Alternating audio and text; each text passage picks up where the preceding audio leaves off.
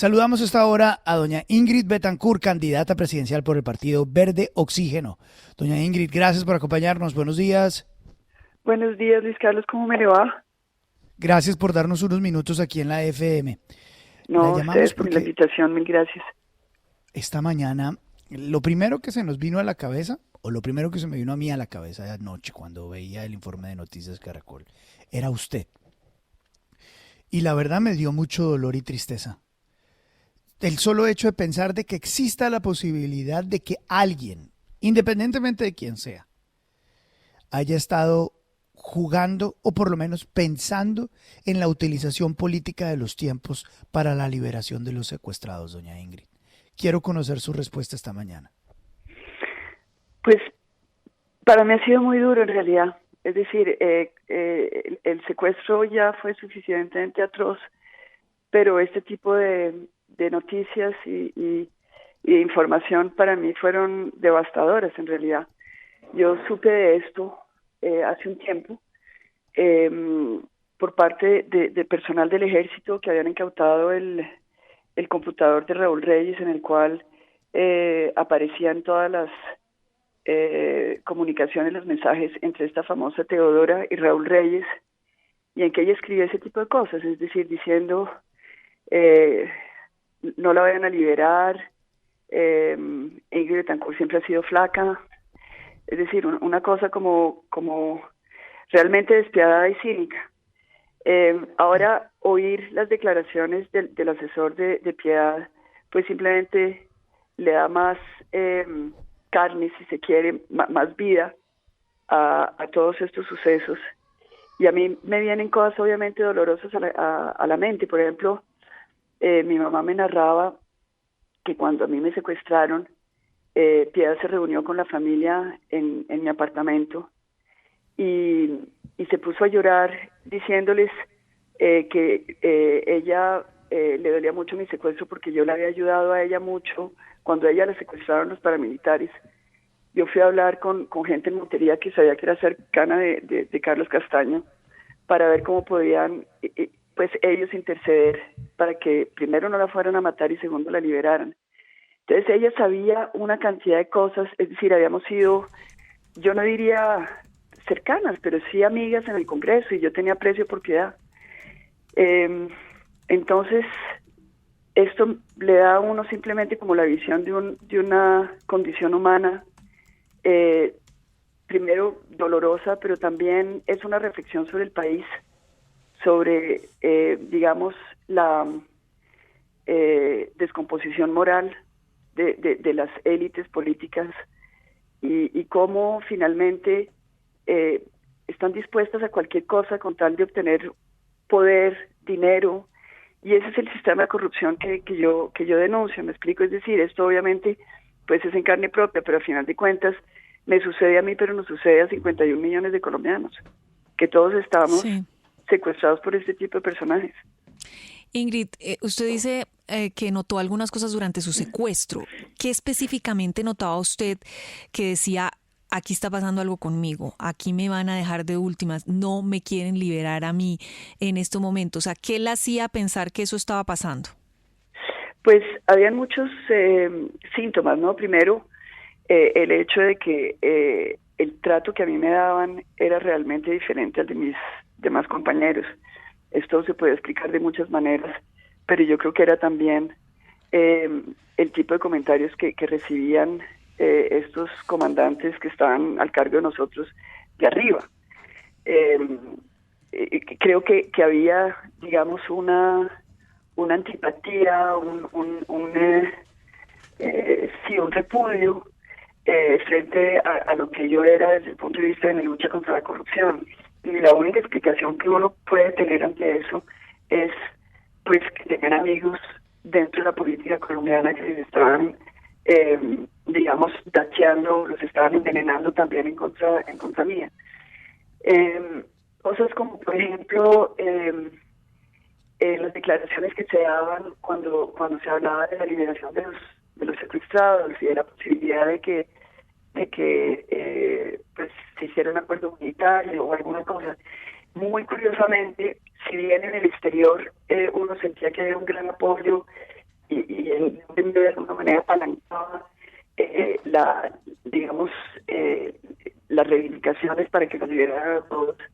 En Colombia era como vergonzante. Y yo sentía que era como que no se podía hablar, no se podía mencionar mi nombre, y se mencionaban a todos los demás salvo el mío. Y siempre pensaba, ¿qué es lo que está pasando? Es decir, que no me mencionen, es decir, que me mencionen de últimas, perfecto, es decir, uno no tiene por qué estar siempre como digamos, en la primera fila, pero ¿por qué a mí no me mencionan? ¿Por qué evitan hablar? Entonces eso a mí me hacía sentir que la cosa, es decir, que habían intereses para que yo no saliera o yo saliera de últimas. Sí. Ahora, obviamente lo que hay que decir en esto es que cada día adicional en la selva es un día de riesgo de muerte. Es decir, esto no es neutro. Fíjese lo que pasó con los diputados del Valle. Es decir, si a ellos los hubieran liberado antes, las familias no estarían llorando como lo siguen haciendo hoy. Cada día adicional para nosotros era una condena de muerte, no era simplemente un juego político, es decir, realmente las vidas de muchos de nosotros están en juego. Entonces, hay tanta crueldad en eso que me parece que es un crimen atroz, un crimen de lesa humanidad. Total. ¿Y usted nunca ha tenido la oportunidad de confrontarla, de verse con ella cara a cara después de la liberación? Pues le voy a contar una cosa que sucedió y que yo narro en el libro que escribí con Juan Manuel Santos, porque en realidad yo me enteré de todo esto, de los mensajes de Teodora y todo esto, a raíz de ese libro. Es decir, fueron personas que Juan Manuel Santos me puso en contacto con ellos para que me contaran lo que habían encontrado en los computadores de Raúl Reyes, y descubrí esto que para mí pues fue una revelación. Ahora, yo sí me acuerdo que cuando se dio el Premio Nobel de Paz, y que muchos colombianos fuimos a acompañar a Juan Manuel Santos en ese premio, es decir, en Noruega, nos encontramos con Piedad, y Piedad se acercó y me dijo cosas como que el mejor día de su vida había sido mi liberación, que quiso tomarse fotos conmigo, que de hecho nos tomamos, y hay una que publiqué en el libro con Juan Manuel Santos, todo esto porque después, cuando uno revisa a la luz de estas informaciones, todo lo que uno ha vivido y lo que ha sabido, cómo ella finalmente utilizó a mi familia para abrirse espacios con presidentes de la región y con presidentes de la Comunidad Europea. Es decir, esa manipulación, esa instrumentalización del dolor es muy dura. Es decir, uno revisa todos los momentos, y sí, yo le voy a decir una cosa: yo no siento rabia, no siento tristeza, no siento casi que siento como ese estupor. Es decir, todavía estoy bajo el shock de todo esto. Como que hay veces que digo, pero casi que ni me lo creo.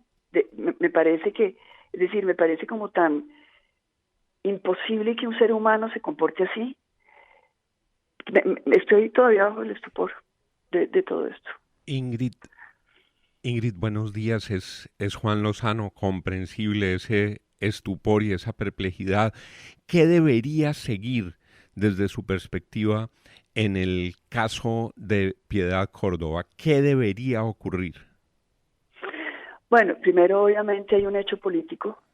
Ella está apoyando a Gustavo Petro. Gustavo Petro ha aceptado que ella esté dentro del pacto histórico, y uno sí se pregunta muchas cosas, ¿no? Es decir, ¿qué es lo que hay ahí detrás? Porque yo creo que estas son cosas que las personas que están en ese medio político tienen que saberlo. No solamente lo mío, sino también la relación de ella con Alex Saab, y todo el contubernio, no solamente con las FARC, sino también con las platas que se desaparecen y la corrupción que hay en Venezuela. Entonces, bueno, ahí hay un tema primero político, después hay un tema judicial. Es decir, ¿cómo se van a valorar estas conductas?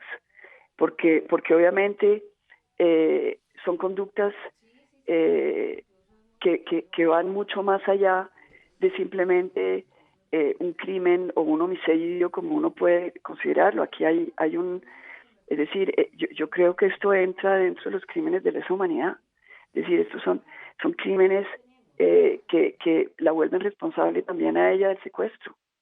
Entonces, ahí entramos en otra esfera del delito. No sé, yo como víctima pienso que aquí pues el tema es muy grave en realidad. Y no sé ella qué pueda responder. Yo le digo, a mí una de las cosas que me han sorprendido en todo esto es la capacidad de negar los hechos. Uno dice, uno denuncia y uno dice, mire, en su campaña, primero hablemos de Gustavo Petro, cuando uno le dice a Gustavo Petro, en su campaña está Luis Pérez, es un señor que estaba vinculado con el paramilitarismo, es decir, eso es maquinaria, eso es corrupción. Y la respuesta es no, yo no tengo nada que ver con ese señor es un candidato presidencial y no tengo nada que ver con él cuando hubo crisis en el pacto histórico por la entrada de este señor. Entonces, son las fachadas, son las mentiras. Ahora, yo no sé qué va a decir Piedad Córdoba. Probablemente va a decir, todo fue a mis espaldas, esto es una mentira.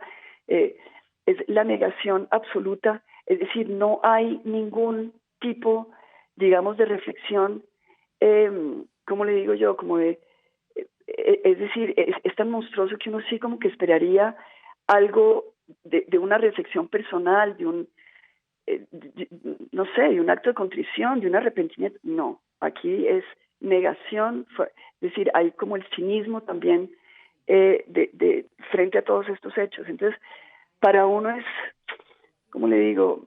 Sí, se siente uno impotente, triste en el sentido de Colombia, de ver que, es decir, que nuestro país no nos da las garantías como víctimas frente a este tipo de sucesos. En otros países la cosa sería totalmente diferente, no sería solamente un escándalo mediático, porque finalmente las cosas terminan siendo solo escándalos mediáticos, y eso también es muy triste. Ingrid, estas nuevas declaraciones pues tienen una pista que va a la corte en todo lo de Alex Saab y la financiación irregular y la plata, una que va a la UIAF para trazar esos recursos y ver dónde está ese patrimonio, pero hay otra en lo que tiene que ver con el conflicto que va a la JEP. La JEP debería indagar a los comandantes, a los máximos responsables. ¿Qué les diría usted a los magistrados de la JEP sobre este caso? Pues yo les diría que por favor traten de ser, es decir, que tomen perspectiva, porque obviamente frente a la JEP lo que también hemos visto mucho es dos comportamientos por parte de los ex miembros y comandantes de las FARC. Por un lado, tratar de justificar lo que se hizo desde un punto de vista ideológico, eso obviamente no tiene cabida y la JEP ha sido muy fuerte en eso, digamos, de decir estos son crímenes de lesa humanidad y crímenes de guerra. Pero hay otro componente que es el de lavar delitos.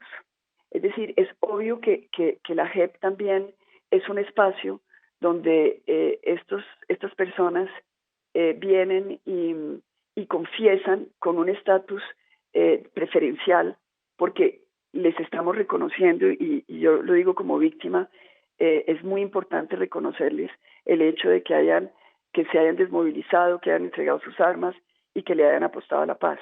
Pero esto no debería llevar a que por ese espacio, digamos, de favorabilidad que se les da, entren a limpiarle los delitos a terceros. Y pienso en particular, por ejemplo, en este caso de Piedad. Ella es muy cercana a los comandantes de las FARC, los comandantes de las FARC. Y es posible que ellos entren a cubrirla. Y yo creo que esto es uno de estos casos donde la justicia tiene que ser, es decir, como decir, muy exigente con la verdad. Sí. Candidata, le pregunto a Santiago Ángel, es que quiero retomar una de sus respuestas anteriores, porque lo que estamos viendo hoy, aunque Piedad Córdoba no haya sido condenada, pues es que es candidata al Congreso del Pacto Histórico y con los señalamientos y una investigación vigente de la Corte Suprema por los nexos con Alex Saab, una solicitud de extradición de la Corte Sur de Nueva York para su hermano por narcotráfico, y ahora pues todas estas revelaciones sobre el testigo y los hechos muy dolorosos que conocimos ayer. ¿Usted qué le dice hoy al senador Gustavo Petro, que al final es el jefe de ese movimiento político que avaló la candidatura? Pues yo ya no le digo nada, sinceramente. Es decir, ya le he dicho mucho. Y siempre en los debates, cuando pongo de presente este tipo de alianzas, se lo he dicho a él, que él ha recibido personas que son testaferros de gobiernos extranjeros, que son personas vinculadas con lo más oscuro de la corrupción política, y él se lava las manos, es como teflón, y simplemente pone de presente las personas que también están en el pacto histórico y que son muy buenas, como por ejemplo Francia Márquez y otras más, que es gente realmente de admirar.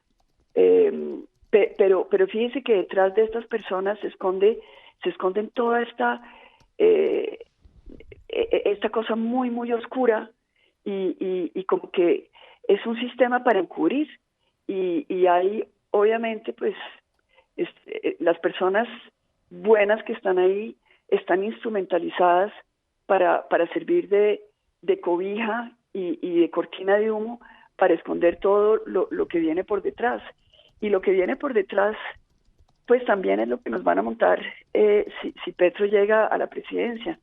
Por eso para mí es muy importante que podamos ofrecerle a los colombianos otras alternativas, porque no podemos cambiar una corrupción por otra corrupción, pasar de una corrupción ideológica de un tipo a otra corrupción ideológica de otro tipo, pero para los colombianos es la misma corrupción. Es decir, y lo que estamos viendo es eso, es que el sistema es como el ave fénix, que vuelve y renace de sus cenizas. El sistema de corrupción tiene esa habilidad de volverse a regenerar con otras caras, con otros discursos, con otras propuestas, pero vuelve y se nos encarama en el poder. Pues doña Ingrid Betancourt, candidata presidencial por el Partido Verde Oxígeno, gracias por darnos unos minutos aquí en la FM. Queríamos conocer sus reacciones y por supuesto solidarizarnos en este sentimiento que nos dejó a todos sorprendidos con lo que hemos escuchado ayer. Por supuesto, esperar a que la señora Piedad Córdoba pueda defenderse en ley, pero lo que se siente y lo que se vive en este momento, pues usted lo acaba de describir muy bien. Gracias por darnos unos minutos, muy amable, muy gentil. Bueno, mil gracias, un abrazo a todos.